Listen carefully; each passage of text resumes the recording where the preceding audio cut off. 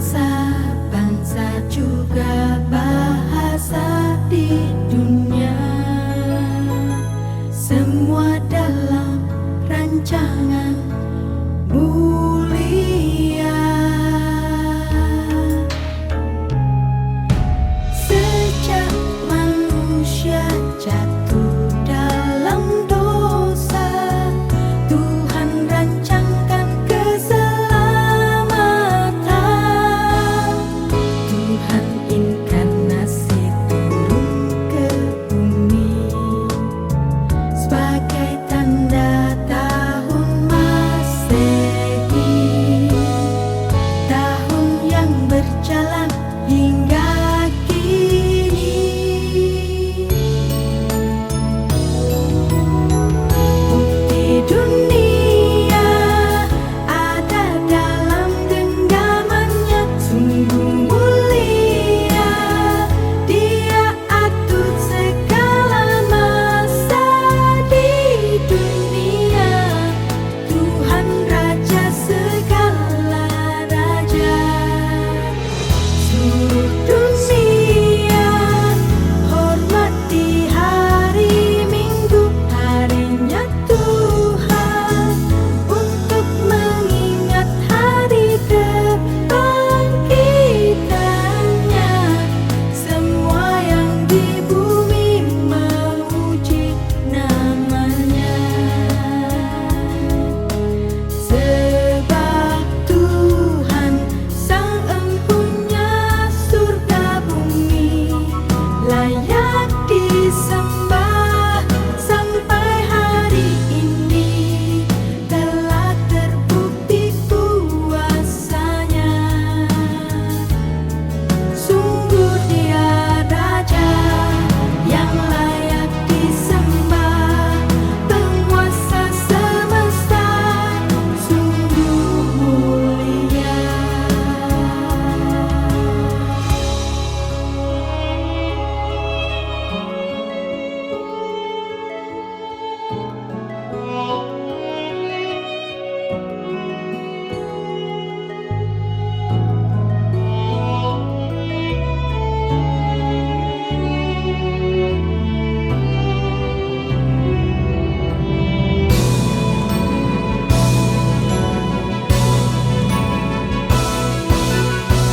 Le Adon Molang, Asher Malah Beterem Kol Yitzer Nifrale, Edna Asa Behef Sokol, Vehu Haya, Vehu Hofe, Vehu Iye. Asai Melexmo, Nikafe Achare Kitma, Hakol Lefado, Vehu Echad Ve'en Sheni, Vehu Haya, Vehu Hofe, Vehu Iye Betivara.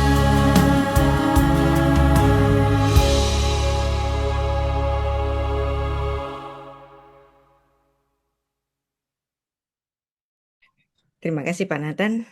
Dan untuk Baik. 3 pertanyaan tadi, yang ternyata pertanyaan sama. Semua menanyakan mungkinkah ada manusia sebelum Adam? Dan bagaimana dengan adanya manusia-manusia purba yang ditemukan oleh para arkeolog? Apakah Alkitab kita bertentangan dengan sains? Nah, jadi ternyata kuliah kita hari ini berkembang. Dan Haleluya. bagaimana saya harus secara cepat menyiapkan beberapa bahan. Baik, saya share ya untuk menjawab 3 pertanyaan tadi. Benarkah ada manusia pertama? Mungkinkah ada manusia sebelum Adam? Saya jawab mungkin, tapi Anda jangan marah-marah dulu. Ya, biasanya kan orang suka marah-marah. Wah, ini ngajarin yang nggak benar. Ada manusia pertama kok, Bu Rita bilang bukan manusia pertama. Ya, makanya jangan marah-marah dulu. Kita sebagai seorang pembelajar, kita harus menggunakan akal kita, menggunakan filsafat kita untuk berpikir. Ada satu buku bagus, sebuah buku yang ditulis oleh seorang Muslim, namanya Dr. Amin Riyad Laribi dari Aljazair. Ya, dia pemikir Islam dari Aljazair, dia memberikan satu pernyataan manusia sebelum Adam itu ada. Dan saya membenarkan itu. Dan ketika saya pernah merepresentasikan buku ini, banyak orang yang marah sama saya. Kok percaya sama orang Muslim sih, Bu? Ini gimana kok bisa bersepakat dengan orang Muslim? Gimana sih?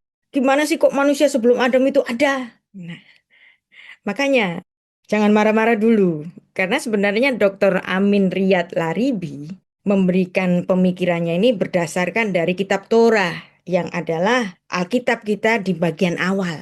Jadi sebenarnya teman Muslim itu juga menghargai kitab suci Torah. Makanya kalau masuk kelas saya itu semangat apologetika Islam Kristen yang suka berhadapan-hadapan head to head itu jangan dibawa masuk ke kelas saya. Karena saya bukan apologet. Saya seorang pemikir dan Anda ketika masuk ke kelas saya juga perlu menjadi seorang pemikir, jangan bawa semangat apologetika. Kok Bu Rita bisa bersepakat dengan seorang pemikir Muslim? Loh, bukan Muslimnya. Tetapi Dr. Amin Riyad Laribi mendasarkan pemikirannya dari kitab Torah. Jadi ini ada bukunya yang dipublish oleh Gramedia. Jadi pandangan Islam tentang keberadaan manusia sebelum Nabi Adam. Yang dimana orang Islam ini juga menghormati kitab Torah. Maka Dr. Amin Riyad Laribi mendasarkan argumentasinya ada manusia sebelum Adam berdasarkan Kejadian 4 ayat 13 sampai 14. Ya, di halaman 133. Ada nggak di sini? Saya lupa taruhnya. Oh, ini. Ya, manusia sebelum Adam. Di halaman 133, dia menggunakan argumen dari kitab Torah, bukan dari Al-Quran. Jangan khawatir, ya, jangan khawatir. Dia nggak menggunakan Al-Qurannya. Dia menggunakan kitab Torah.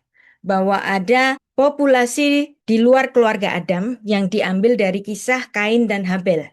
Nah, ini argumentasinya Dr. Amin Riyad Laribi. Kejadian 4 ayat 13 sampai 14. Kata Kain kepada Tuhan, hukumanku itu lebih besar daripada yang dapat kutanggung. Engkau menghalau aku sekarang dari tanah ini, dan aku akan tersembunyi dari hadapanmu, seorang pelarian pengembara di bumi. Maka barang siapa yang akan bertemu aku, tentulah akan membunuh aku. Dari argumentasi Kejadian 4 ayat 13 sampai 14. Buku ini memberikan suatu diksi ada manusia sebelum Adam. Karena dalam pemikirannya, zaman itu kan masih ada Adam, Hawa, Habel, Kain. Cuman 4 orang. Nah, ini Kain bunuh Habel. Terus Kainnya ketakutan kalau ketemu orang lain, dia akan bunuh aku. Orang lain ini bukan bapak ibunya dong. Nggak mungkin bapak ibunya. Pastilah ada manusia yang lain. Tapi siapakah mereka? Maka dalam argumentasi berdasarkan Kejadian 4 ayat 13 sampai 14 dinyatakan bahwa sebenarnya ada manusia sebelum Adam. Tetapi kalau kita berpikiran dengan dasar Kejadian 4 ayat 13 sampai 14 berarti kalau Adam pernah jatuh ke dalam dosa dan ada manusia-manusia sebelum Adam, maka tentu saja ada manusia yang kemungkinan tidak pernah jatuh ke dalam dosa kan. Kalau Adam jatuh ke dalam dosa, mungkin nggak ada manusia lain yang nggak jatuh ke dalam dosa. Dan itu sangat bertentangan dengan Alkitab kita kan. Semua manusia itu sudah jatuh ke dalam dosa. Apakah manusia sebelum Adam itu jatuh ke dalam dosa juga seperti Adam? Diksinya di mana? Dasar Alkitabnya di mana? Kan nggak ada. Maka saya tidak setuju dengan argumentasi berdasarkan Kejadian 4 ayat 13 sampai 14 karena di situ dimungkinkan ada manusia yang tidak jatuh pada dosa awal Adam. Ya kan? Kalau ada banyak Adam, berarti ada Adam yang nggak jatuh dalam dosa kan? Bahkan ada Adam sebelumnya itu kan berarti ada Adam yang tidak jatuh ke dalam dosa dong. Argumentasi ini tidak saya terima. Ya, makanya jangan marah-marah dulu kalau saya ngambil ini buku bagus gitu ya. Wah, Bu Rita baca bukunya orang Islam udah terkontaminasi. Ajarannya udah melenceng kan, udah marah-marah dulu. Biasanya kalau di YouTube-YouTube itu kan sudah komplain aja mereka. Nah, saya nggak setuju dengan ayat yang diajukan oleh Dr. Amin Riyad Laribi mengenai Kejadian 4 ayat 13 sampai 14. Sekarang pertanyaannya, apakah ada manusia pertama? Bagaimana dengan penemuan fosil manusia purba dan juga teori evolusi? Nah, ini dasar saya sebagai seorang Kristen yang berdasarkan Alkitab Perjanjian Lama maupun Perjanjian Baru, yang sangat jelas mengatakan dari satu orang saja ia telah menjadikan semua bangsa umat manusia untuk mendiami seluruh muka bumi, dan ia telah menentukan musim-musim bagi mereka dan batas-batas kediaman mereka. Ini jelas ya, jangan takut. Walaupun saya baca buku Dr. Laribi, tapi saya tidak percaya sepenuhnya. Demikian juga kita. Saya anjurkan Anda baca buku yang aneh-aneh. Silakan baca buku yang aneh-aneh. Tapi bukan percaya buta. Tapi bukan diambil mentah-mentah. Bacalah banyak buku untuk melatih kita bernalar. Saya membaca buku ini tanpa harus mengamini semua yang ditulis dalam buku ini. Tetapi saya bisa menerima bahwa memang ada sejenis manusia sebelum Adam, tapi bukan Adam. Karena Adam sebagai satu-satunya orang yang Tuhan jadikan untuk menjadi leluhur bagi semua bangsa-bangsa yang ada di seluruh bumi. Dan ini ayatnya jelas. Kisah Para Rasul 17 ayat 26. Hanya dari satu Adam. Lalu manusia sebelum Adam pada kemana? Nah, argumentasi saya, mereka habis pada banjir Nuh. Jadi makanya di sini dituliskan Kisah Para Rasul 17 ayat 26 yang menyatakan bahwa memang semua bangsa di dunia ini hanya berasal dari Adam. Nggak ada yang nggak berasal dari Adam. Kenapa? Karena memang manusia yang berasal di seluruh bumi ini berasal dari 8 orang yang Tuhan selamatkan di dalam satu bahtera, yaitu siapa? Keluarganya Nuh. Dari keluarganya Nuh yang memiliki 3 putra, kemudian muncul 70 bangsa-bangsa, dicatat di dalam Kejadian pasal 10, itulah yang menjadi bangsa-bangsa hari ini. Maka hari ini nggak akan ada manusia yang keturunan manusia purba, itu nggak ada. Semuanya keturunan Adam karena dimulai dari Nuh. Maka ayat ini harus menjadi pegangan utamanya. Makanya jangan marah-marah dulu, ya. Nah, demikianlah Adam yang sudah kita pelajari tadi, Kejadian 1 ayat 26, Kejadian 2 ayat 7, bahwa betul-betul Tuhan menghembuskan nishmat chayim. Disitulah Tuhan menyematkan gambar dan rupanya pada diri Adam, dan Adam menjadi titik awal dari civilian of man. Dan ini tercermin pula dalam namanya Adam. Makanya orang-orang Ibrani itu selalu menganggap bahwa Torah tidak hanya diwahyukan di dalam kata-kata dan kalimat, tetapi diwahyukan di dalam gugusan hurufnya. Maka kalau Torah itu sudah diterjemahkan, maka bukan Torah lagi, tetapi terjemahan Torah. Demikian pula nama Adam, kalau ditulis A-D-A-M, huruf Latin, maknanya hilang. Nama Adam harus dibaca dalam huruf aslinya, huruf bahasa Ibrani, ya, karena Adam alef dalet mem. Alef dalet mem. Alef ini adalah lambang Elohim, alef, aluf, elef. Nah, itu lambangnya Elohim. Huruf pertama dari aksara Ibrani. Kemudian dam. Dam ini adalah darah, artinya darah. Berarti makhluk berdarah yang memiliki unsur Elohim, alef, hanya Adam. Kenapa dinamakan Adam? Karena Adam dibuat dari Adamah. Apa itu Adamah? Tanah. Maka dia dinamakan Adam. Dan di dalam nama Adam ada unsur Elohim. Sebagaimana tadi dijelaskan dalam Kejadian 2 ayat 7. Fayipak be'apaf nishmat chayim. Fayehi ha'adam lenefesh chaya. Dan disinilah Tuhan menyematkan gambar dan rupanya melalui nafas kehidupan yang dihembuskan ke dalam hidungnya Adam. Maka hanya Adam yang menjadi mandataris Allah di bumi. Gak ada makhluk lain yang menjadi mandataris Allah di bumi. Karena di Adam lerua mimalela. Karena disitulah Adam menjadi makhluk yang berbicara. Makhluk lain gak ada yang berbicara. Burung beo bisa menirukan kata-kata, tetapi menirukan tanpa berpikir. Tetapi kata-kata manusia adalah berasal dari proses logosnya, proses logikanya. Maka Adam tanpa diajari oleh Tuhan untuk bicara papa mama, dia langsung bisa menamai semua binatang-binatang yang ada di Taman Eden, dan bahkan dia memberikan nama kepada istrinya berdasarkan filsafat, filosofi, Chava. Kenapa kok dinamakan Hawa? Karena dia menjadi Em Kol Hai, menjadi ibu bagi semua yang hidup, Em Kol Hai, maka namanya Hawa. Jadi hanya Adam menjadi makhluk yang berpikir. Kembali lagi pada buku Manusia Sebelum Adam yang menjadi argumentasi dari Dr. Laribi bahwa ada manusia sebelum Adam berdasarkan Kejadian 4 ayat 13-14. Barang siapa yang akan bertemu aku, tentulah akan membunuh aku. Argumentasi saya bahwa yang membunuh Kain ini ya saudaranya Kain sendiri. Mereka adalah keturunan Adam sendiri yang nama-namanya tidak dituliskan di Alkitab. Dan saya mengajukan pendapat satu ayat yaitu Kejadian 5 ayat 4 bahwa sebenarnya Adam memiliki anak-anak yang lain. Umur Adam setelah memperanakkan Set, ya Set siapa Set? Set itu pengganti dari Habel. 800 tahun ia memperanakkan anak laki-laki dan perempuan. Berarti orang-orang yang akan membunuh Kain ini bukan manusia sebelum Adam, tetapi mereka adalah anak-anak Adam sendiri yang sayang dengan Habel. Alkitab itu ditulis dalam budaya patriarki. Dalam budaya patriarki ada banyak sekali nama-nama perempuan yang nggak ditulis kalau nggak penting-penting banget.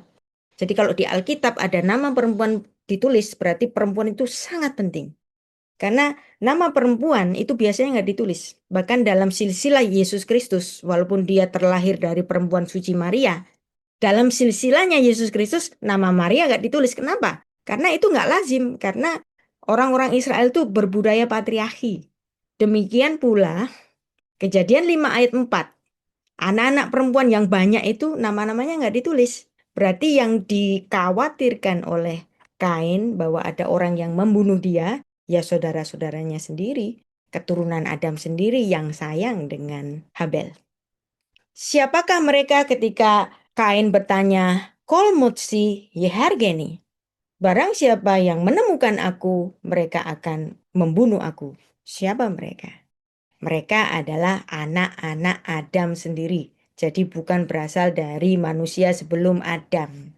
Nah, tapi katanya Bu Rita setuju dengan buku ini bahwa ada manusia sebelum Adam. Makanya jangan pakai nama manusia deh. Pakai nama makhluk hidup sebelum Adam yang mirip manusia. Nah, ya kan? Kenapa kok saya bilang ada makhluk hidup yang mirip dengan manusia? Bisa saja kan? Buktinya Charles Darwin itu berteori evolusi yang melihat, ini kan sebenarnya itu bukan ilmu biologi sebenarnya. Teori evolusi itu kan itu hanya filsafat. Dia hanya membayangkan struktur tubuh dari simpanse, kemudian struktur tubuh dari manusia, kemudian Charles Darwin bilang berarti manusia dan simpanse ini memiliki nenek moyang yang sama. Hanya itu saja, that's it. Ya, tanpa argumentasi biologi yang lain. Cuman dari pemikiran-pemikiran itu saja. Dan itu saya nggak setuju. Nah, mungkinkah ada sejenis manusia atau nefesh haya atau makhluk hidup yang mirip dengan Adam sebelum Adam? Makanya mungkin. Makanya kita harus memahami betul-betul membaca kitab Torah dalam bahasa asli Ibrani. Karena kata hari di dalam bahasa Ibrani itu tidak hanya bermakna 24 jam, tetapi bisa bermakna suatu periode.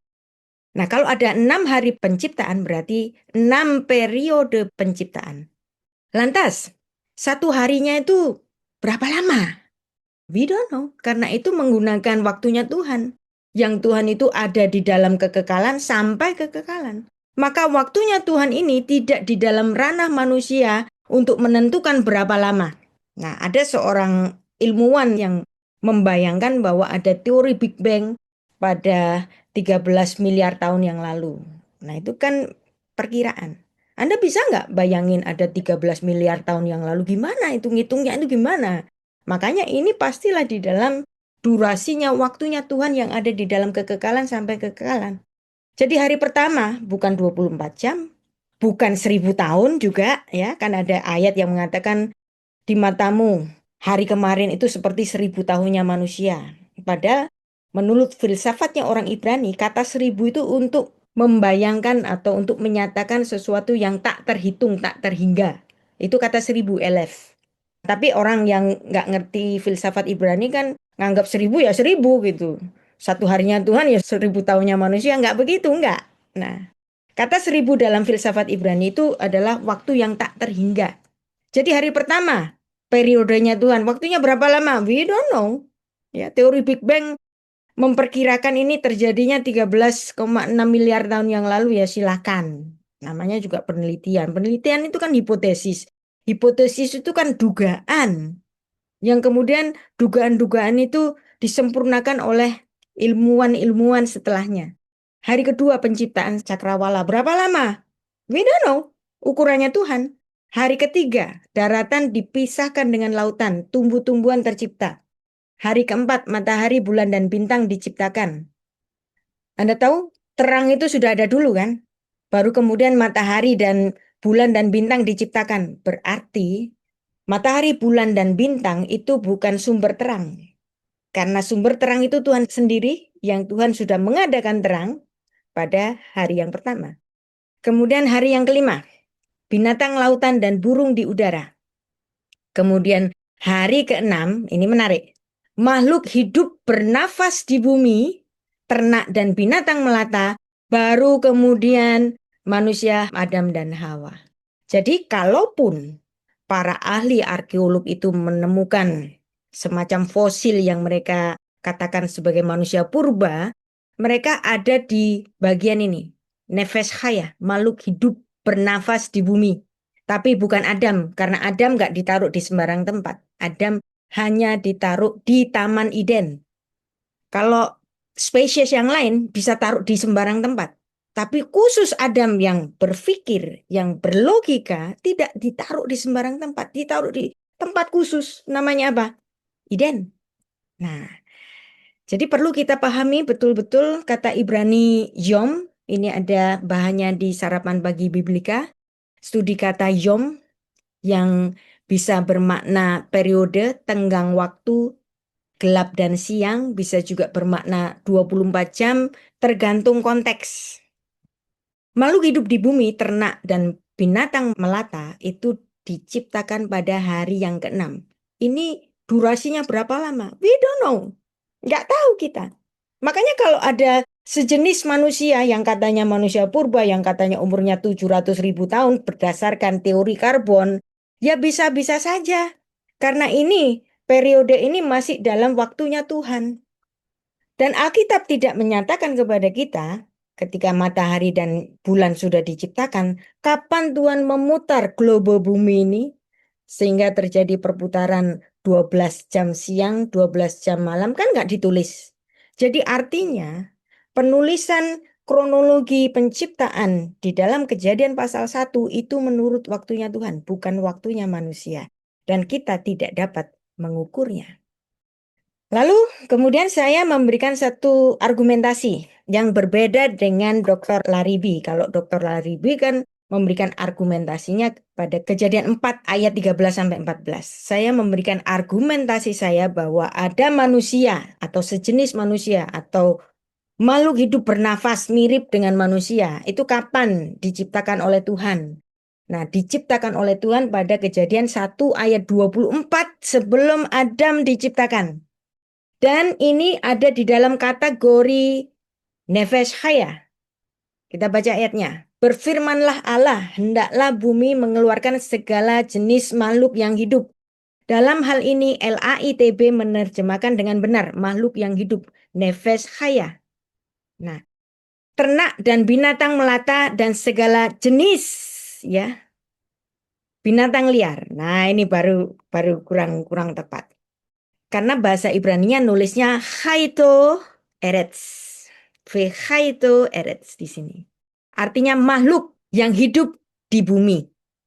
Jadi kalau LAI menerjemahkan binatang liar di sini, kita itu langsung pikirannya apa? Binatang kaki 4. Ya kan? Pikiran kita itu langsung binatang kaki 4. Ya gajah, ya anjing, ya semacam-macam itu. Tetapi sebenarnya di sini nefes haya atau Chaito Eretz itu bisa saja makhluk hidup yang jalannya tegak. Orang beruang madu aja seperti Winnie the Pooh itu jalannya kayak manusia kan.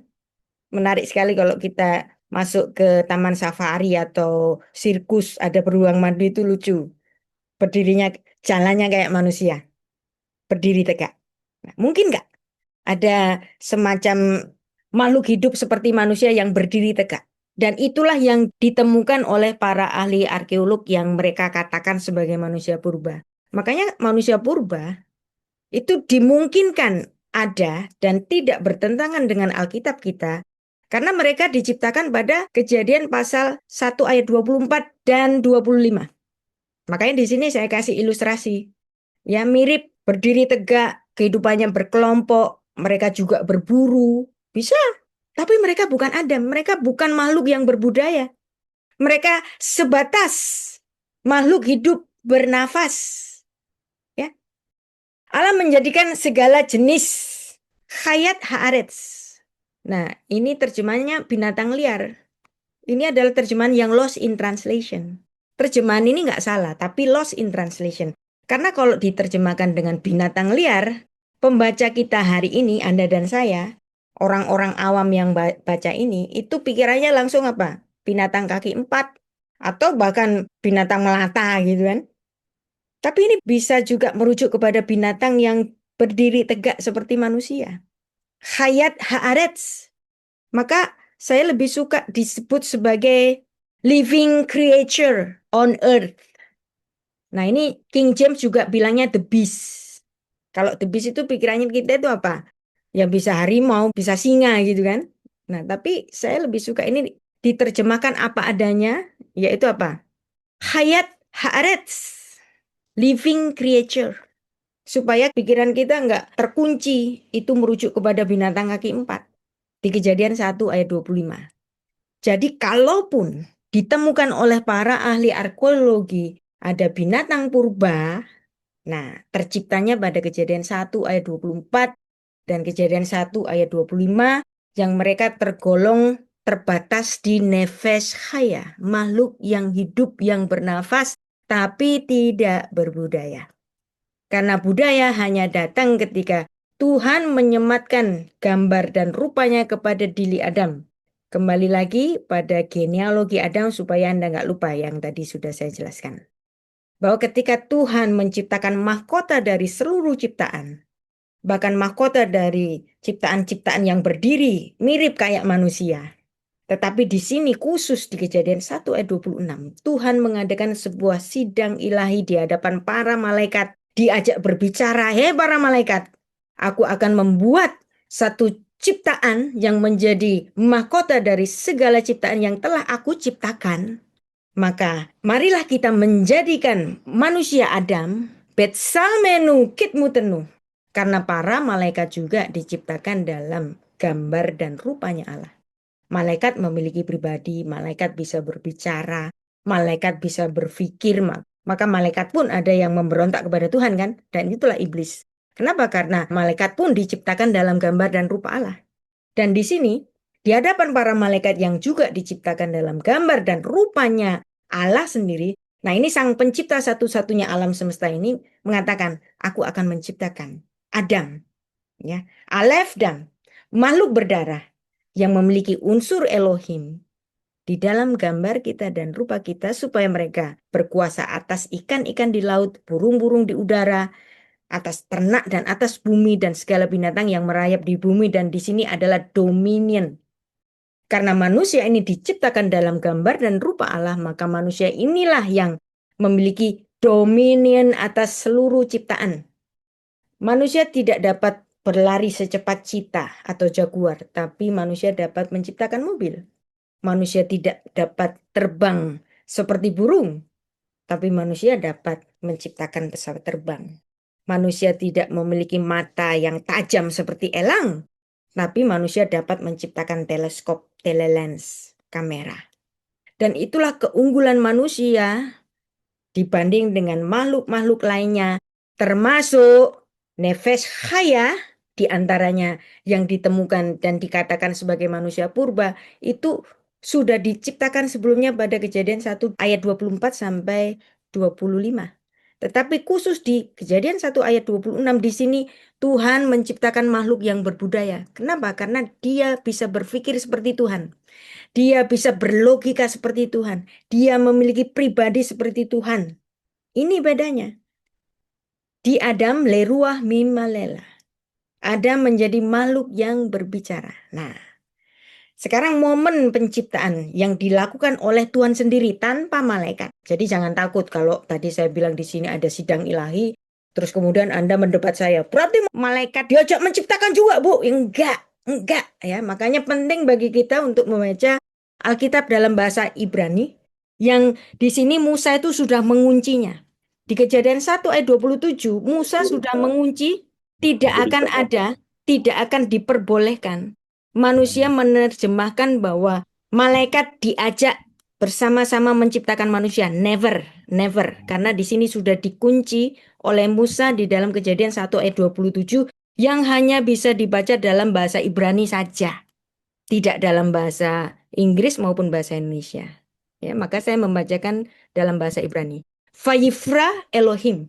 Dan Tuhan menciptakan. Nah, kata Vayifra ini dalam bentuk singular. Dan dia menciptakan bara. Ada kata bara. Kata bara ini adalah sebuah kata yang spesial yang digunakan untuk Allah saja. Manusia nggak boleh pakai kata bara untuk dirinya. Hanya Tuhan saja yang boleh pakai kata bara. Et ha-Adam, pada manusia itu, Bet Salmo, Bet Selem, Elohim. Di dalam gambarnya, di dalam gambar Elohim, bara oto. Nah, ada kata bara lagi. Dan kata bara kedua, ini juga dalam bentuk singular. Jadi hanya Elohim saja tanpa malaikat. Jadi jangan takut kalau ngomongin sidang ilahi. Malaikat diajak menciptakan. Enggak. Sudah dikunci oleh Musa. Makanya kita baca dalam Alkitab bahasa Ibrani. Musa sudah mengunci, tidak memungkinkan malaikat diajak menciptakan enggak. Karena semuanya pakai bentuk singular. 3 kali singular. Ya. Bara oto, zahar unekeva, bara otam. Perhatikan, ada 3 kali kata bara. Ini bukan tanpa sebab. Orang Ibrani kalau bilang sekali biasa, kalau bilang 2 kali konfirmasi, kalau bilang 3 kali, itu artinya extremely. Berarti Kejadian 1 ayat 20, Musa sedang mengatakan kepada kita bahwa yang menciptakan Adam tidak ada pribadi selain lainnya, selain Elohim saja. Secara extremely, Elohim saja. Nah, jadi orang yang marah-marah sama saya kalau saya ngomongin sidang ilahi itu harus baca Kejadian 1 ayat 27 dalam bahasa asli Ibrani karena di sini Musa mengatakan pencipta hanya Elohim saja tanpa malaikat. Dan bentuknya semua singular. Nah, singularnya ini nggak bisa dibaca dalam bahasa Indonesia maupun bahasa Inggris. Dan adanya hasakah, kekuatan 3 kali kata-kata, extremely ini hanya ada di dalam sastra Ibrani saja. Nah, makanya banyak orang sering salah paham, sering salah tafsir karena mereka membaca Alkitab terjemahan saja. Kalau kita membaca Alkitab bahasa asli, Anda tidak akan tersesat karena sudah dikunci oleh Musa. The emphatic of Semitic triplets ada di Kejadian 1 ayat 27, di mana Musa menggunakan 3 kali kata bara dalam bentuk singular, singular, hanya tertuju kepada Elohim saja. Nah, perhatikan. Di Kejadian 2 ayat 7 yang sudah kita baca tadi. Vayitzer Adonai Elohim et ha'adam. Dan Tuhan membentuk manusia itu afar min ha'adama. Dari debu tanah. Vayipak be'apav. Dan dia menghembuskan nismat hayim, nafas kehidupan di hidungnya, be'apav. Vayehi ha'adam. Dan jadilah Adam itu lenefesh haya. Nah, walaupun Adam itu diciptakan dalam gambar dan rupanya dan sudah dihembusi nismat hayim, di sini manusia pun juga tergolong sebagai nefesh haya. Makhluk yang bernafas yang sama dengan yang dicatat di dalam Kejadian 1 ayat 24 dan 25. Manusia pun tergolong sebagai nefesh haya, tetapi ada bedanya. bahwa khusus di manusia ini, manusia dihembusi nismat haim secara khusus oleh Tuhan, maka walaupun Tuhan tidak mengajari manusia itu bicara papa mama, tapi langsung bisa memberikan nama-nama kepada binatang-binatang dan istrinya juga. Dan Tuhan menempatkan manusia itu tidak di sembarang tempat, ya. Tetapi khusus apa? Di Taman Eden. Kejadian 2 ayat 15. Tuhan Allah mengambil manusia itu dan menempatkannya di Taman Eden untuk mengusahakan le'avdah dan memelihara ulesamrah taman itu. Jadi Adam walaupun dunia ini diciptakan dalam globe yang besar dan sudah dihinggapi oleh nefes haya yang lain, tetapi khusus Adam nggak ditaruh di sembarang tempat. Dia ditaruh di mana? Namanya Eden, Taman Eden. Dan Adam menjadi titik awal dari nefes haya, makhluk hidup yang bernafas, yang memiliki budaya dan memiliki logika. Dan dari sinilah anak-anak Adam itu juga mewarisi budaya yang diturunkan oleh Adam yang diciptakan dalam gambar dan rupanya.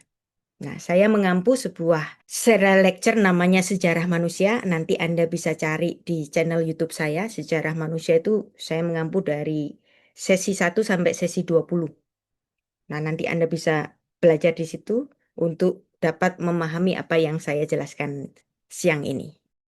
Demikianlah Adam, berbeda dengan nefes haya yang lain karena dia Adam, makhluk berdarah yang memiliki unsur Elohim, maka hanya Adam yang menjadi mandataris di bumi. Kalau kita melihat kalendernya orang-orang Yahudi dalam kalender Seder Olam, menurut perhitungan dari Rabbi Yose ben Halafta, umur Adam ini nggak mencapai 6.000 tahun. Kalender Yahudi hari ini, tahun ini itu 5.785. Nanti Oktober masuk 5.786. 6.000 tahun aja nggak nyampe umurnya Adam. Kan ini tanggalan yang didasarkan pada umurnya Adam kan. Berarti belum sampai 6.000 tahun. Dan itu bagi orang-orang saintis, mereka mengatakan absurd. Alkitab itu absurd. Mana mungkin manusia pertama itu hanya berumur nggak sampai 6.000 tahun dihitung hingga hari ini. Lalu bagaimana dengan penemuan-penemuan dari kaum saintis yang mengatakan ada Big Bang? Yang mengatakan sudah ada puluhan miliar tahun yang lalu alam semesta ini diciptakan. Torahmu absurd, kitab sucimu bodoh, gitu kan? Nah, jadi Anda tahu di sini ada teori Big Bang. Tapi Anda harus tahu siapa pencetus dari teori Big Bang ini. Apakah dia seorang ateis? Pencetus teori Big Bang ini? Memang banyak ahli kosmologi itu yang ateis, memang banyak. Tapi pencetus teori Big Bang, Anda nanti bisa Google, namanya George Lemaitre. Siapa itu George Lemaitre? George Lemaitre, dia adalah seorang rahib Katolik. Dia seorang imam. Dia bukan ateis. Tetapi dia memberikan satu pemikiran yang mula-mula mengenai teori Big Bang. Yang dia memperkirakan alam semesta ini terjadi dari sebuah ledakan besar. Dan ledakan besar itu terjadi pada 13,8 giga annum. 13,8 miliar tahun. Bagi orang-orang yang skeptis, wah iya, mana ada Tuhan? Wah ini berasal dari teori Big Bang kok. Tapi Anda tahu, pencetus teori Big Bang, George Lemaitre, seorang rahib Katolik. Sebuah anomali kan? Nah, jadi sebenarnya teori mengenai kosmologi dunia ini berasal dari gereja. Tapi kok gereja diam aja? Karena gereja belajar Alkitab dengan benar. Bahwa yom yang ada di Kejadian pasal 1 itu bukan yom 24 jam, tetapi yom periode di dalam waktunya Tuhan. Sehingga ketika dicetuskan teori Big Bang 13,8 miliar tahun, itu tidak akan bertentangan dengan Kejadian pasal 1. Ya. Jadi inilah George Lemaitre, seorang fisikawan, imam Katolik Belgia, mencetuskan teori Big Bang pada tahun 1927. Kemudian dikembangkan oleh Edwin Hubble, dikembangkan lagi oleh George Gamow, dikembangkan lagi oleh Arno Penzias dan Robert Wilson, sampai selanjutnya yang fenomenal itu oleh Stephen Hawking pada tahun 1970. Stephen Hawking sendiri dikenal sebagai seorang yang nggak percaya Tuhan, tapi sebenarnya kalau Anda mengikuti akhir-akhir hidup dari Stephen Hawking ini, yang terkenal dengan The Theory of Everything, ini orang-orang pinter ingin menteorikan Tuhan. Bukan dari ketidakpercayaan mereka, tetapi dari kehausan, keingintahuan mereka, sehingga kemudian mereka menteorikan Tuhan. Dan kemudian ada teori black hole dari Stephen Hawking di sini. Dan pada akhir-akhir hidupnya, saya memandang, saya kan sangat concern sekali dengan satu orang ini, termasuk favorit saya. Dia sebenarnya bukan seorang ateis, tetapi dia orang yang banyak bertanya. Bagaimanakah alam semesta ini terbentuk? Barulah kemudian menurut teori ini, bahwa munculnya adanya bumi, matahari, planet-planet itu baru muncul pada 4,6 miliar tahun. Masuk akal? Masuk akal. Perhatikan bahwa teori ini yang mencetuskan adalah George Lemaitre, imam Katolik, bukan orang ateis. Kemudian baru ada kehidupan, ya, tumbuh-tumbuhan muncul 3,6 miliar tahun. Kemudian ada binatang-binatang mulai muncul, mamalia mulai muncul 600 juta tahun. Ada mamalia bahkan juga sampai 200 juta tahun. Kemudian ada makhluk hidup yang mirip dengan manusia, tetapi modelnya seperti kera. Nah, itu 6 juta tahun yang lalu. Baru kemudian ada Homo sapien. Nah, Homo sapien ini manusia yang berlogika, manusia yang berpikir, manusia yang memiliki kemampuan berpikir. Menurut penelitian dari kaum saintis ini, Homo sapien itu muncul pada 200.000 tahun sebelum Masehi.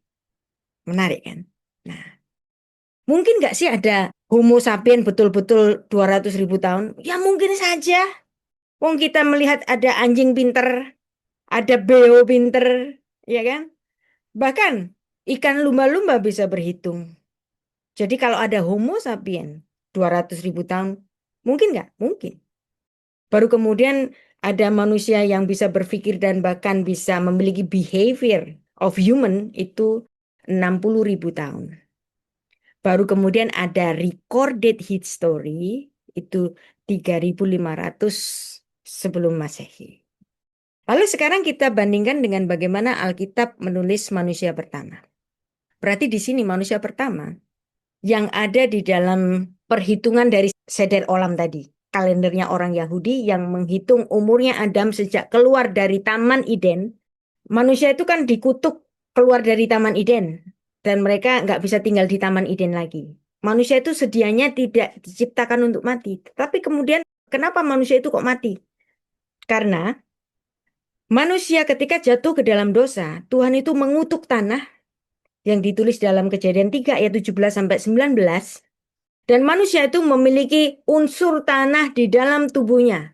Maka ketika Tuhan mengutuk tanah dan tanah itu menjadi bagian atau menjadi unsur bagi tubuh manusia, maka sejak saat itu manusia tunduk kepada hukum kematian. Maka sejak saat inilah umur Adam dihitung, yang dia hidup setelah keluar dari Taman Eden hidup selama 930 tahun. Nuh 950 tahun. Metusyalah 969 tahun. Dan seterusnya makin pendek makin pendek. Abraham 175 tahun, Musa 120 tahun, bahkan Daud 70 tahun. Nah, jadi inilah recorded history.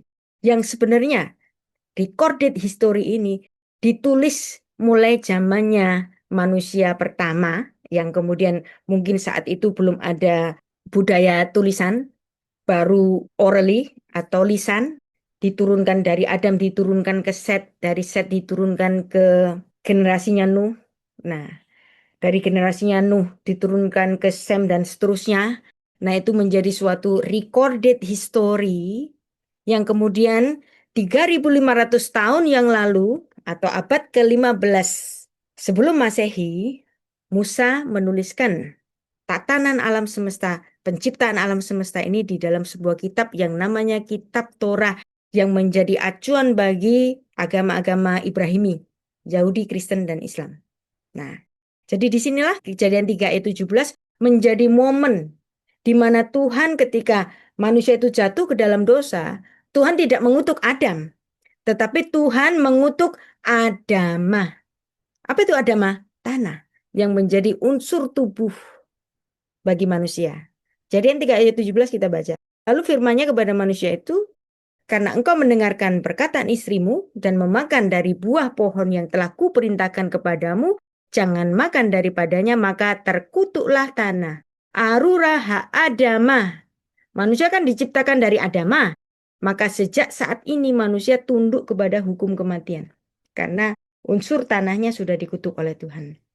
Dengan bersusah payah engkau akan mencari rezekimu dari tanah seumur hidupmu. Tanah yang sudah dikutuk Tuhan ini. Dan inilah genealogi manusia sejak Adam yang kemudian turun kepada Set, dari Set turun kepada Nuh, dari Nuh turun kepada Eber, dari Eber muncul bangsa Ibrani, dari Eber nanti muncul Terah, muncul Abraham, dan muncullah bangsa Israel. Nah, maka kita harus memahami bahwa yomnya Allah, harinya Allah yang ditulis di dalam Kejadian pasal 1 itu adalah waktu di dalam dimensi kekekalan, waktunya Tuhan. Berapa lama? We don't know. Kalaupun Josh Laimatre tadi memberikan suatu teori Big Bang bahwa terjadinya ledakan besar 13,8 miliar tahun yang lalu, nggak apa-apa kan? Manusia boleh berteori. Bukan berarti dia melawan Tuhan. Menteorikan Tuhan itu boleh. Karena manusia diberikan hikmat oleh Tuhan. Ya, bahwa pencetus Big Bang yang harus kita pahami itu bukan orang ateis. Maka kalau orang ateis ketawa-ketawa, kitabmu salah. Masa Adam manusia pertama nggak lebih umurnya dari 6.000 tahun? Dia belum tahu kalau pencetus teori Big Bang itu adalah seorang imam Katolik. Nah, saya sering memberikan ilustrasi ini untuk memberikan suatu bayangan di benak kita bahwa Tuhan itu ada di dimensi kekekalan, di luar waktunya manusia. Ketika Tuhan menciptakan langit dan bumi, Tuhan sebagai sang pencipta sudah ada dong. Sorga sebagai tempat di mana Tuhan bertata, ada apa belum? Sudah ada dong. Bagaimana dengan para malaikat? Para malaikat pun sudah ada. Nah, jadi artinya di sini, ketika alam semesta ini diciptakan, itu bagaikan sebuah satuan waktu yang ada di dalam kurungan gelas, di dalam genggaman tangan Allah. Allah sendiri ada di luar kekekalan, di luar waktunya manusia, ada di dimensi kekekalan. Malaikat ada di dimensi kekekalan, sehingga di dalam Ayub 38 ayat 4-7 mengatakan bahwa para malaikat pun turut menyaksikan ketika Tuhan meletakkan dasar bumi. Dan waktu yang ada di dalam gelas yang ada di genggaman tangan Allah ini adalah waktu yang linear, waktunya manusia. Waktunya manusia itu apa sih? Kemarin, hari ini, besok. Kemarin, hari ini, besok. Maka George Laimatre menghitung awalnya alam semesta ini juga di dalam satuan waktu yang linear. Dulu, sekarang, dan besok. Waktu linearnya kapan? Nah, menurut pemahamannya George Laimatre, Big Bang itu 13,8 miliar. Tapi itu kan waktu linear. Miliar tahun, walaupun namanya miliar tahun. Tetapi tidak akan bisa dibandingkan dengan dimensi kekekalan dari Allah dan malaikat yang hidup di dalam dimensi kekekalan. Makanya untuk memahami 1.000 tahunnya manusia itu bukan berarti 1.000 tahun, betul-betul 1.000 tahun seperti yang banyak dipahami kalangan gereja karismatik kalau kerajaan 1.000 tahun ya 1.000 tahun. Enggak. Padahal 1.000 tahun sebenarnya 1.000 itu adalah suatu dimensi yang tidak terhitung di dalam ukuran waktunya manusia. Mazmur 90 ayat 4. Sebab di matamu 1000 elef, ya 1000 bahasa Ibraninya itu elef. 1000 tahun sama seperti hari kemarin. Jadi satu harinya Tuhan, 1000 tahunnya manusia. Tapi apakah 1000 betul-betul 1000? Secara harfiah 1000 tahunnya manusia? Enggak. 1000 di sini adalah suatu perlambangan sesuatu yang tidak dapat terhitung oleh manusia. Demikian pula Petrus juga mengulangi satuan waktu itu. Satu harinya Tuhan, 1000 tahun manusia.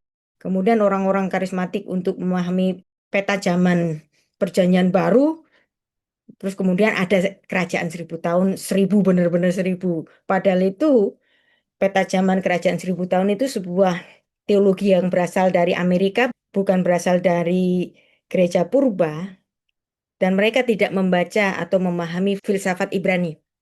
Karena filsafat Ibrani menyebut elef bandingannya dengan alef. Apa itu alef? Alef itu adalah angka 1 di dalam huruf pertama Ibrani, alef. Alef berhubungan dengan elef. Kenapa sih kok angka 1 oleh orang Ibrani secara filsafat Ibrani itu dihubungkan dengan 1000 elef? Nah, Anda tahu elef dan alef itu memiliki tulisan yang sama. Perhatikan, alef, alef lamet f.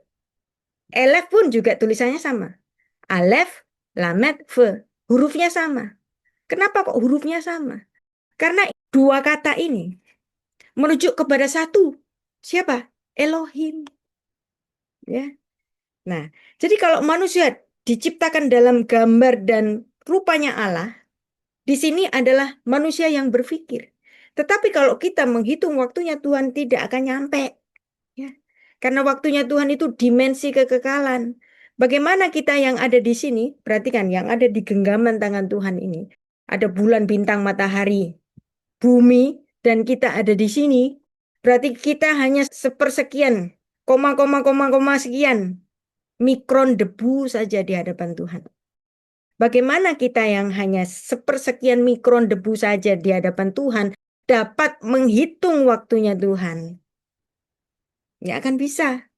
Josh Matre secara ilmu pengetahuannya dia menentukan 13,8 miliar, ini pun bagaimana untuk membayangkannya? Ya kan? Sesuatu yang tidak akan dapat dicapai oleh manusia di dalam kehidupannya dan juga di dalam pikirannya. Nah, kemudian barulah ketika manusia itu terjadi suatu kejahatan yang luar biasa dari Adam ini, yang walaupun di sini ada banyak nefes khaya yang lain ya, yang ada di dalam Kejadian 1 ayat 24 sampai 25. Nah, kemudian mereka semua habis punah dalam apa? Dalam bencana air bah. Yang selamat siapa? Cuman keturunannya Adam. Keturunannya Pithecanthropus erectus atau apa? Manusia neanderthal semua nggak ada. Dan mereka hanya dapat ditemukan fosil-fosilnya yang mereka perkirakan umurnya 700.000 tahun. Pithecanthropus erectus, ya, 700.000 tahun. Kenapa? Karena memang mereka habis di zaman ini. Dan yang sekarang ini, manusia hari ini adalah turunan dari manusia yang sudah diselamatkan Allah melalui bahtera, yaitu Nuh yang merupakan keturunan dari Adam. Keturunan ke-10 dari Adam. Dan dari Nuh muncul bangsa-bangsa di dunia. Ya, Nuh memiliki 3 putra, ada Sem, Ham, dan Yafet. Sem di sini diperkirakan melahirkan orang-orang Timur Tengah, termasuk sebagian Asia. Yafet itu sebagian Asia, sebagian Eropa, dan kemudian Ham itu melahirkan bangsa-bangsa sebagian Arab, sebagian Afrika. Nah, dan kemudian keturunan dari Yoktan ini, Eber, ya, Eber itu muncul kata Ibrani, ya, dari nama Eber muncul kata Ibrani, bangsa Ibrani. Eber punya 2 putra, yang satu Pelek, yang satu Yoktan. Nah, Pelek ini punya adik namanya Yoktan. Nah, dari Yoktan ini adalah bapak moyang dari bangsa-bangsa Arab. Kemudian muncul Abraham. Abraham memiliki 2 istri kan, yang satu Sarah, yang satu Ketura atau Hagar. Dan kemudian yang dari Hagar atau Ketura ini kemudian nanti kawin campur sama keturunannya Yoktan. Maka kemudian kalau ada bangsa Arab mengklaim dirinya adalah keturunan dari Abraham juga, itu bisa kita terima dari pernikahan campur di bagian ini. Nah, dari situlah hanya dari Adam bangsa-bangsa di dunia ini kemudian muncul, ya. Balik lagi untuk memahami Yom hari-hari siang dan untuk studi katanya nanti Anda bisa buka di laman sarapan pagi Biblika, ya. Dan sekarang kita balik lagi kepada satuan kalender yang ditentukan oleh Rabbi Yose ben Halafta yang menjadi kalendernya orang Yahudi Seder Olam, ya, masuk di tahun 5785 dan akan masuk ke 5786 sekitar Oktober nanti. Kemudian ada Chinese kalender, lumayan tua, 4722. Terus kalender Olimpiade Yunani 2801. Kalender Av Urbi Condita tahun Romawi AUC itu tahun 2781. Nah, ini menarik. Tahun Anno Domini. Anda tahu artinya Anno Domini? Artinya tahun Tuhanku. Tahunnya Tuhanku lahir. Manis sekali kan? Jadi kalender internasional hari ini yang dipakai oleh semua agama bahkan ateis agama apapun mengikuti tahun kalender Tuhanku, Anno Domini. Ini adalah kalender gereja yang kemudian menjadi kalender internasional. Kemudian masih ada kalender yang lumayan lebih muda yaitu kalender Hijriah, kalendernya umat Muslim 1446. Nah, jadi demikianlah manusia hari ini. Nggak ada yang enggak, itu semuanya keturunan Adam. Tidak dimungkinkan ada sejenis manusia keturunan spesies lain kecuali keturunan Adam. Jikalau ada kemungkinan manusia lain selain Adam itu sudah punah. Punahnya kapan? Pada bencana air bah pada zamannya Nuh. Sehingga keturunan manusia yang ada di permukaan bumi sampai hari ini semuanya keturunan Nuh sebagai Adam yang baru, ya. Seolah-olah seperti Adam yang baru dari ketiga putranya muncul 70 bangsa-bangsa di dunia yang dicatat di dalam Kejadian pasal 10. Hilangnya kenapa? Hilangnya pada banjir pada era Nuh. Dan dari Adam ini menjadi era peradaban civilian of man. Jadi demikianlah bangsa-bangsa di seluruh bumi. Keturunan dari Sem, Ham, dan Yafet. Nah, ini ada di buku saya. Bahasanya ada di Parasyat Noah. Di halaman 155 bagaimana seorang ahli teologi namanya James Asser. Nah, ini memiliki hitungan yang mirip dengan hitungannya Rabbi Yose ben Halafta. Bahwa masa penciptaan itu pada sekitar tahun 4000 sebelum Masehi. Bencana air bah sekitar 2348 sebelum Masehi. Nah, ini hitungan dari James Asser ini mirip dengan hitungan dari Rabbi Yose ben Halafta. Mirip, ya. Nggak persis amat tapi mirip. Berarti memang sejak manusia pertama kemudian dapat dihitung bahwa manusia pertama sampai hari ini tidak akan lebih dari 6000 tahun. Nah, sekarang tentulah manusia di dalam ilmu pengetahuannya itu berkembang dan berkembangnya secara pesat itu sejak zaman gereja di Eropa. Eropa itu menjadi pusat iman dan pusat ilmu.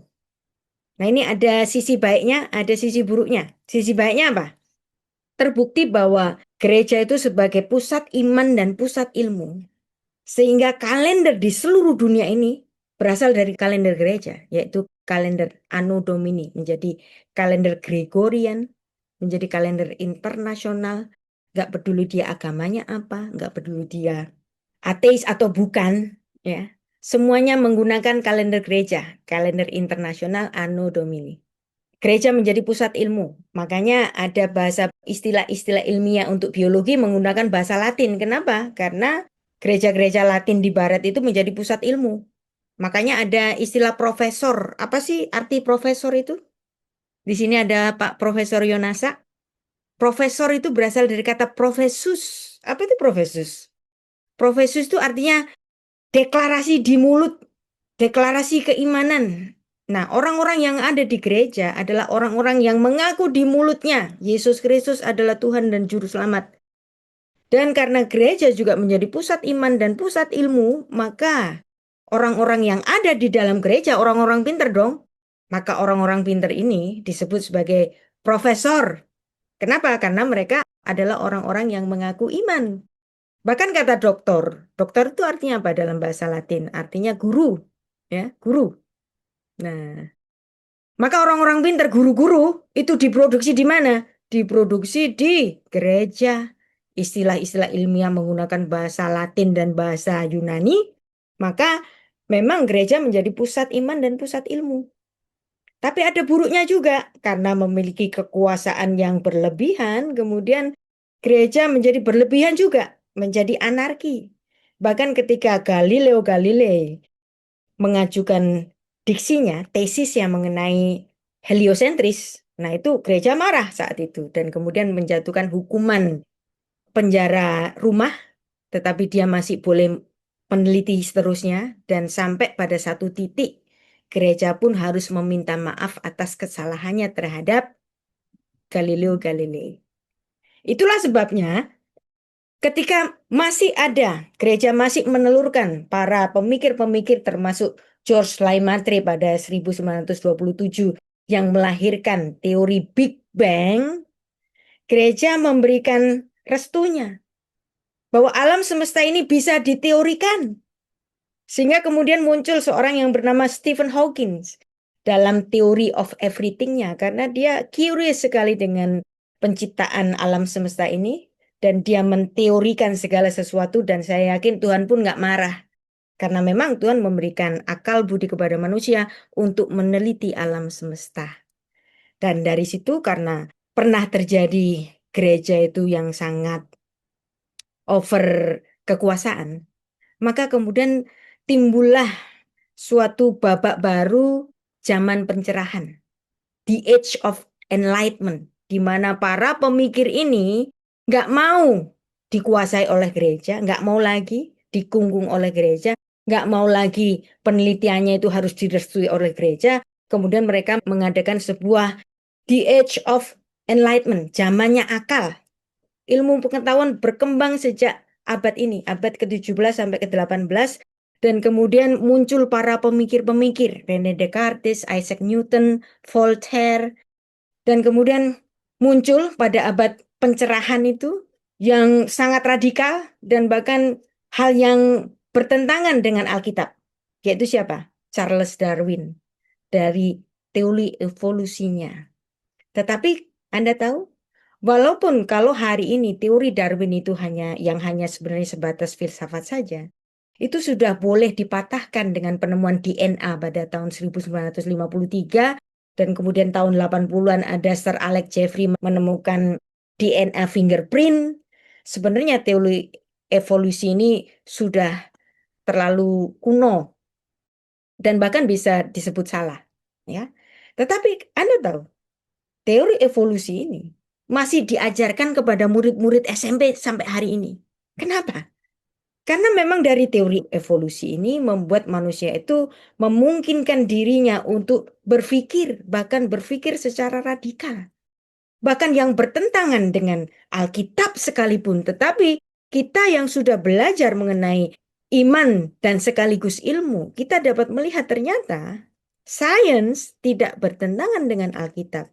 Karena ukuran waktu Yom bukan 24 jam, tetapi ukuran waktunya Tuhan di dalam dimensi kekekalan. Itulah sebabnya para ilmuwan pun dapat mengapresiasi agama hingga hari ini.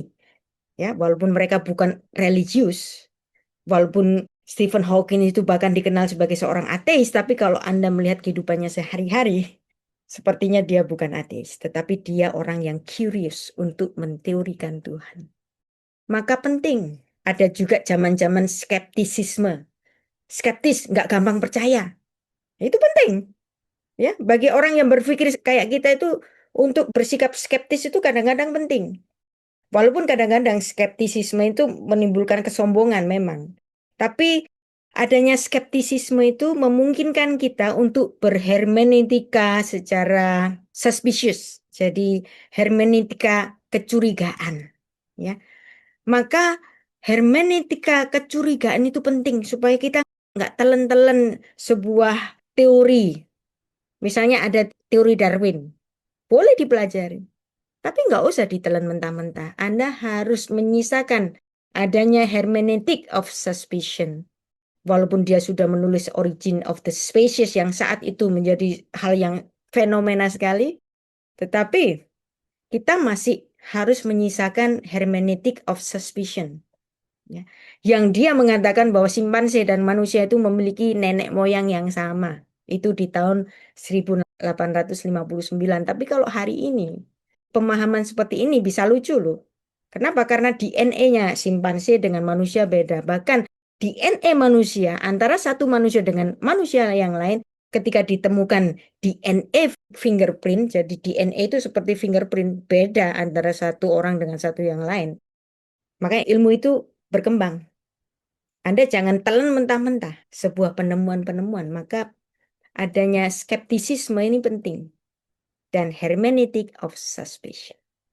Misalnya di sini ada Talgai skull yang diperkirakan umurnya 20.000 tahun. Ya, ditemukan di mana? Di Sydney. Tapi ternyata Talgai skull ini dimungkinkan juga bukan manusia purba. Ya. Jadi di sini penemuan 1912 ini kemudian ditemukan bahwa Talgai skull ini adalah sebuah tipuan di tahun 1953. Nah, kemudian ada Pithecanthropus erectus yang ditemukan di tanah Jawa di sini, yang berumur 700.000 tahun menurut Eugene Dubois di sini, yang ditemukan di Trinil tepi Sungai Bengawan Solo, diperkirakan 700.000 tahun. Apakah itu betul-betul manusia? Ya, bisa dikatakan sebagai nefes khaya, tapi bukan Adam. Karena Adam hanya berumur sekitar 6.000 tahun, nggak sampai 6.000 tahun kalau dihitung sampai hari ini. Kemudian ada Meganthropus paleojavanicus, Pithecanthropus mojokertensis, kemudian Pithecanthropus soloensis. Jadi ini manusia Jawa ini memberikan fenomena dalam penemuan arkeologi dunia. Ya. Homo wajakensis, Homo florensis, ini yang paling baru, ya, manusia seperti hobbit ditemukan pada tahun 2002. Apakah ini manusia? Bisa jadi, tapi hanya tergolong sebagai nefes khaya. Dan Homo sapien menurut ilmu pengetahuan mereka berumur sekitar 200.000 tahun. Bahkan di Sangiran, kalau Anda punya waktu, silakan jalan-jalan ya. Ada Museum Purbakala, karena memang manusia-manusia Jawa ini ya sebagai titik penemuan bagi manusia-manusia purba ini ditemukannya di tanah Jawa. Maka ada museumnya di Sangiran ya, Jawa Tengah, Museum Purbakala. Museum Manusia Purba Sangiran, The Homeland of the Java Man. Nah, berdasarkan dari situ, ada sebuah buku yang sangat bagus. Buku ini ditulis oleh seorang ateis. Jadi perhatikan, saya baca bukunya orang Muslim, saya bacanya bukunya orang ateis, tetapi tetap di dalam apa di sini? Tetap di dalam hermeneutic of suspicion. Jadi saya membaca bagaimana mereka berlogika, tapi tetap di dalam hermeneutic of suspicion. Nah, di dalam buku Sapien menarik, ya. Dan betul seperti timeline yang sudah kita pelajari tadi bahwa memang ada Big Bang 3,5 atau 3,8 miliar tahun yang lalu, bahkan sampai ada Homo sapiens 200.000 sebelum Masehi, dan kemudian ada masa-masa manusia modern lainnya. Tetapi itu tidak akan bertentangan dengan Alkitab kita karena Yom atau hari dalam Kejadian pasal 1 adalah periode waktunya Tuhan yang ada di dalam dimensi kekekalan. Walaupun sudah ada diciptakan matahari dan bulan pada Kejadian 1 ayat 14, tapi Alkitab tidak menuliskan kapan Tuhan memutar bumi pada porosnya sehingga ada siang dan malam. Dan Mazmur 90 ayat 4 dalam hitungan 1:1000 untuk menyatakan bahwa 1000 menyatakan hal yang tak terjangkau oleh manusia. Dari sini, dari buku Sapien di sini, ya, ada satu bahasan yang menarik. Di bab 3, ya, ada bahasan mengenai A Day in the Life of Adam and Eve. Kalau Anda membaca buku Sapien, ini menarik. Ternyata dia menggunakan terminologi Adam dan Hawa ini. Jadi Yuval Noah Harari ini seorang ateis. Seorang Israel tapi ateis. Yahudi tapi ateis. Jadi Anda sekarang kalau ngelihat orang Israel tuh jangan lihat Israel kayak zaman dulu. Israel hari ini 25% itu orang ateis, termasuk Yuval Noah Harari. Tetapi walaupun mereka orang ateis, tetapi mereka itu orang Yahudi. Tetap baca Torah. Walaupun mereka buang unsur keilahiannya. Tapi Torahnya tetap mereka baca sebagai buku filsafat. Jadi Yuval Noah Harari memandang bahwa Adam dan Hawa sebagai titik civilian of man. Yang dimana dari titik civilian of man ini, dimulai dari Adam dan Hawa ini, manusia yang dahulu itu cuma menjadi pemburu, kalau lapar mereka berburu, memangsa. Baru kemudian dia menjadi pengumpul, punya budaya, punya kemampuan untuk manajemen, untuk mengusahakan tanah, mengelola, membudidayakan. Dan ini berhubungan dengan Kejadian 2 ayat 15 yang memang Tuhan menempatkan manusia di Taman Eden untuk memperkerjakannya dan menjaganya. Dan di sini, walaupun Yuval Noah Harari adalah seorang ateis, dia dapat melihat bahwa titiknya Adam adalah titik the civilian of man, titik peradaban manusia. Maka kalau ada nefesh haya, makhluk hidup sejenis mirip kayak manusia, itu bukan manusia yang beradab. Peradaban hanya dimulai dari Adam. Ini ada di Alkitab kita, juga ada di tulisannya seorang ateis, Yuval Noah Harari, menempatkan Adam sebagai titik peradaban manusia. Yang kemudian mereka dapat mengerti mengenai pola komunitas, pola gender, hidup secara spiritual, kognitif, kemampuan kognitif era budaya. Dan ini menjadi paradoks era modern versus era purba, ya. Jadi kalau Anda punya bukunya Sapien, ini buku yang sangat bestseller, ya, Sapien. Nanti baca part 1 di bab yang ketiga, ada A Day in the Life of Adam and Eve di sini. Baru kemudian The Flood. Jadilah demikian Torah mencatat Adam sebagai mula manusia yang berbudaya. Di Adam le ruah mimalela, dan dari Adam muncul manusia, kita sebagai keturunan dari Adam sampai hari ini dan semua bangsa-bangsa di dunia. Adam di Eden menjadi era peradaban manusia. Baik, kita sudah akan istirahat siang ya Pak Nathan. Ya, saya harap ini bisa memberikan suatu jawaban bagi 3 pertanyaan tadi. Ya, saya serahkan. Jadi bisa menjawab ya Pak Lukas, Pak.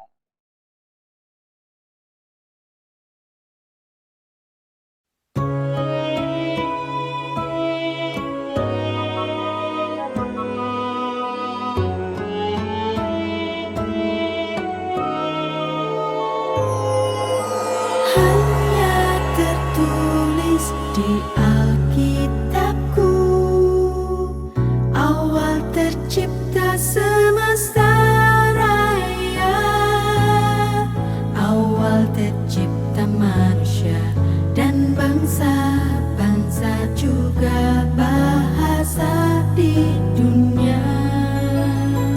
Semua dalam rancangan mulia. Sejak manusia jatuh dalam dosa, Tuhan rancangkan keselamatan. Tuhan inkarnasi turun ke bumi sebagai tanda tahun